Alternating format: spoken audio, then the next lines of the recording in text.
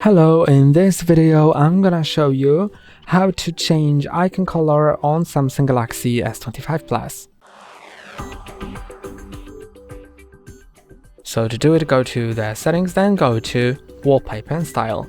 Now you can go to the color palette, and now you need to enable it first, then you can select any color palette, so it'll be either based on your wallpaper, like that.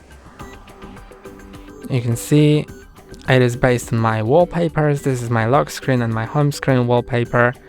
Then you can also just select a basic color. There are different ones available. I'm gonna select a wallpaper color, maybe from my lock screen. And then you can select apply palette to app icons, so it'll have the app icons in that palette.